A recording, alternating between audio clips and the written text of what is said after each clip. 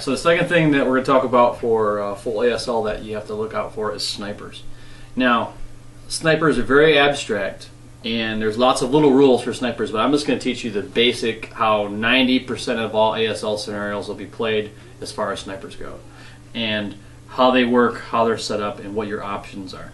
So at each scenario, at the beginning of the scenario, while you're setting up, you're going to look, and it's going to say SAN for each side, the sniper activation number. So in this particular battle, I just happened to pick up, let's look at the Commissar's house. Sniper activation number for the Russians is 6, which is really high, and the sniper for the Germans is a 3. So that means during the course of the game, anytime the German player rolls the Russian sniper activation number, which is a 6, and it could be any combination, it has to be both dice together, so a 3 and a 3, a 2 and a 4, whatever. Color die doesn't matter for this. It's going to activate the sniper. And then what happens, the game pauses, and then the Russian will then roll 1 die. He has to roll either a 1 or a 6. If he rolls a 1, we call it a killer sniper, and 2 is what we call a little sniper, baby sniper, or sleeping sniper. I don't even know what the real name is. So he rolls a subsequent die roll. He rolls a 1. That was a 6, so nothing happened. If he rolls a 1, then you're going to roll 2 dice. Color die will be your direction. White die will be your distance. And your sniper that's on the board somewhere is going to move. But before I can do that, I got to explain how that works. So on your sniper, let's zoom in there, honey. I'm going. Almost there. Okay, good. On your sniper, you're going to see that there's different numbers. So once you place your sniper on the board, and I'll show you how to orient it in a second, that's the distance, the direction that it's going to go. So your color die will show you which of those 6 numbers that direction is going to go, and that white die is how many spaces it's going to go. Alright, zoom back out. So your sniper is going to, let's say you rolled a killer sniper, so that sniper is going to go to direction 2, 6 spots. Alright, now it's in direction 2, 6 spots. If it's still on the board, then it's going to look for the closest enemy eligible target from that sniper space. So first you count hexes. If there's a tie, then you go to the one that's in the least amount of cover. So a guy in a stone building would not be a good target if there is a guy in the open. You'd have to target the guy in the open if it's the same amount of hexes away.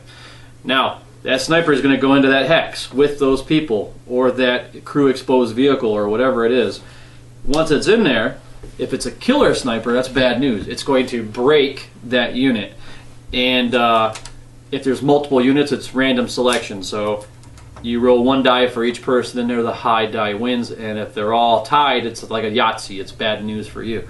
So you can theoretically break a whole kill stack. You could have 3 guys in there and they all break.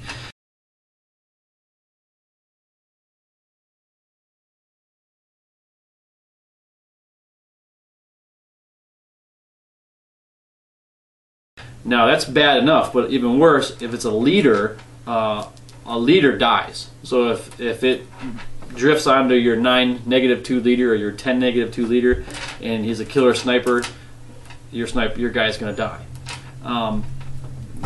Snipers are infamous for killing leaders, so you got to protect your leaders by not ever having them in the open, and make sure there's always at least one other squad or half squad in the hex with them, because then at least hopefully random selection will kill the other person.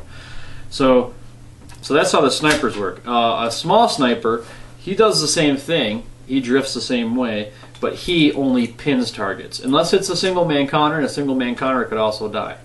So even a small sniper will possibly kill a leader. So a small sniper acts the same way as a killer sniper, except for it wounds, but then you have to roll a subsequent die roll if you hit your leader, and if he rolls high, he's going to die. If he rolls low, he gets wounded. So anyway, look at it, it's bad news.